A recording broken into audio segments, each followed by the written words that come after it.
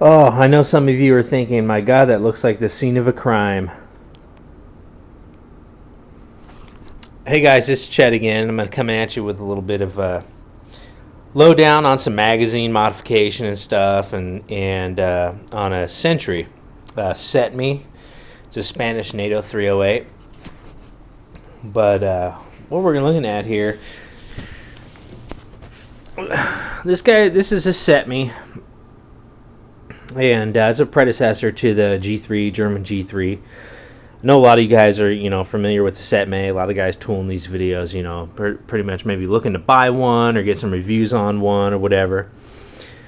These guns are awesome. The domestic Cetmes here in the United States are going to come with these real cheap polymer stocks, polymer grip, and the handguard here. One thing about the Cetme rifle is extremely challenging as far as the receivers. The receivers are made by Century, and that's how these guys get away with being a U.S. rifle. So the receivers are made by Century and they're put out, and I've heard a lot of guys say this is the most challenging rifle there is, to make happen. But there's a Cetme mag here and an original Cetme magazine here. And a lot of guys will say you can take G3 mags, which is true. And the G3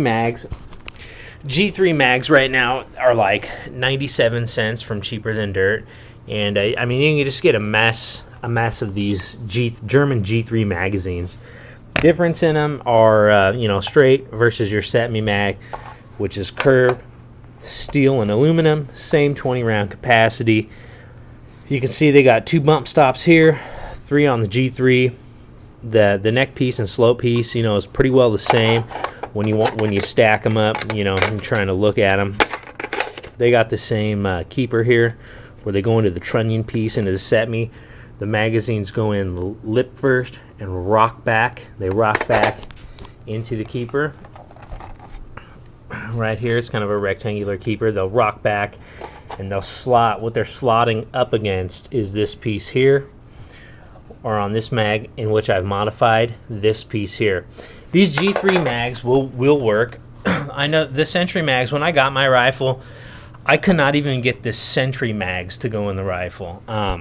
They were really, really tight. I mean, I couldn't even get it to lock in. It would slip up into the mag well, but it's almost like the mag well was too long and the magazine would not go into the catch piece. So what I did, and I'm going to set this down a second. I know a lot of guys probably just be like frowning, but what I did on this guy is actually I went ahead and I literally took like, a couple thousandths of a millimeter off of this thing. But the mag well here, I just took a smooth file, and I actually had to smooth file this just to get the original factory mag to even seat.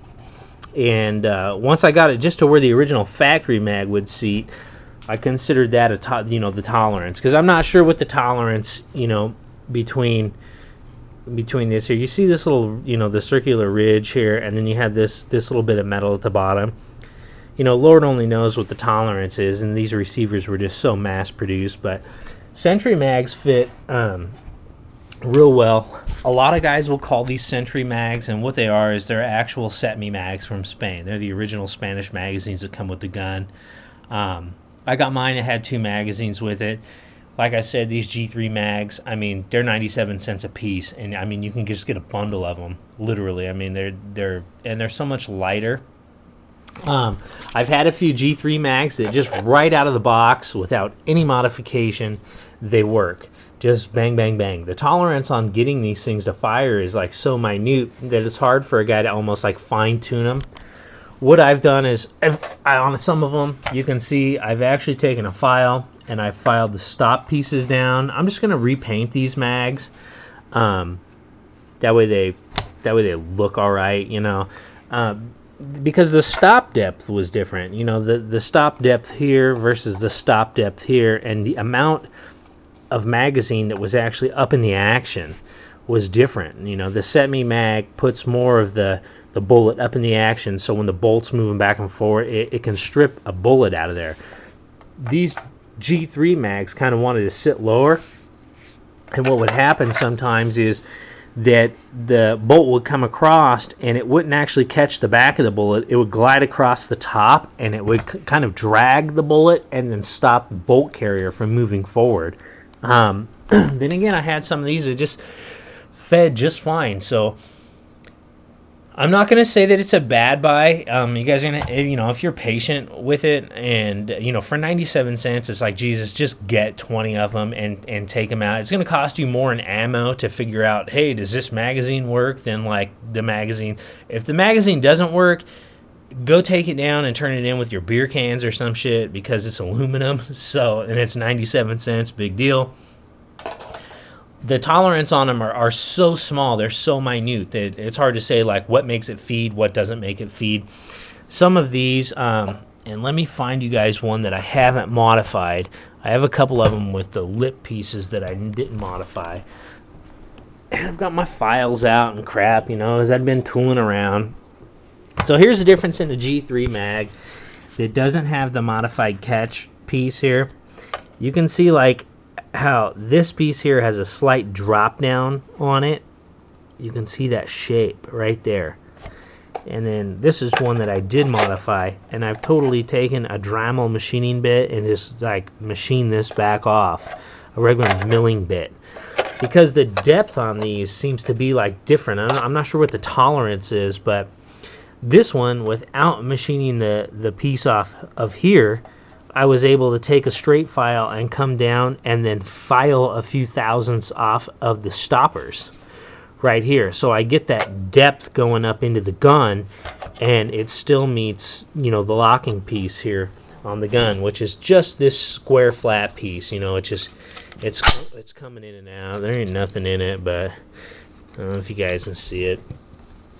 So the Cetme mags, I'm thinking about getting a couple more Cetme mags. I may try the German G3 steel mags. The steel mags are much heavier than the aluminum mags, and the G3 steel mags are like $1.97 versus 97 cents for the aluminum ones.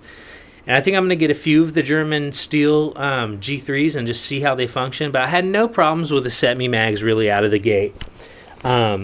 The only way, you know, thing I had to do to get the Cetme mag to fit was actually just to barely take a thousandth off of my, you know, my receiver, so the magazine could actually like match it, and then just kind of polish the catch piece over here.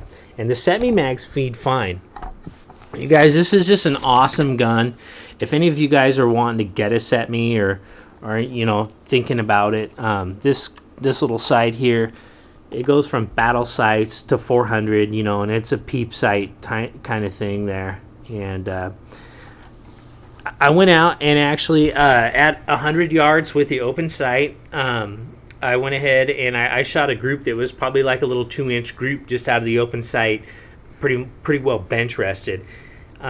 With 308, I've shot Chilean 308, some surplus. Right now I'm just shooting this like wolf.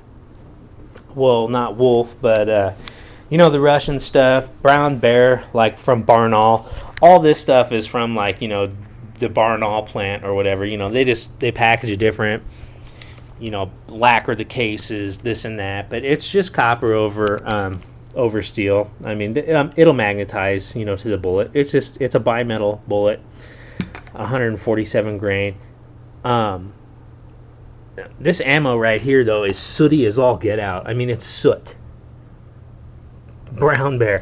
They don't call it brown bear for nothing. It's pure soot. When you fire it, you go to clean this gun, it's soot. You will pull out just pure black soot.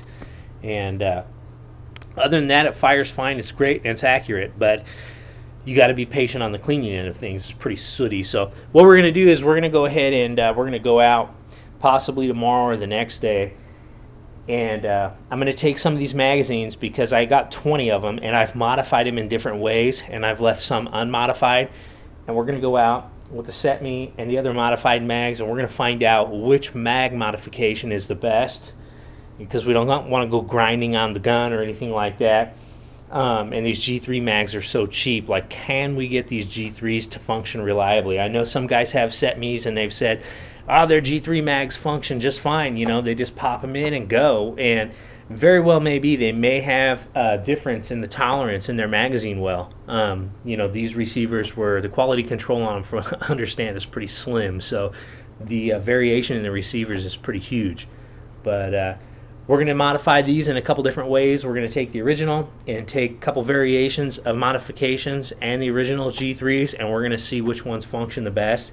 And you know, hopefully do a little troubleshooting on my gun, and if I can help anybody out there, kind of do some troubleshooting on your guys as well, and see if we can make these 97-cent G3s from Cheaper Than Dirt, bang them out for us, you know, because that's a good deal on mags. Guy can pick up 20 of them, you know, for 20 bucks, a little less than 20 bucks. But all right, guys, a little review of the Cetme battle rifle, Spanish battle rifle, and we'll be out there having fun. So do little tweaks, little mods, and hope to catch you guys out there. Probably within the next couple days, we'll do another rundown on the result of these mag modifications. So thanks for watching.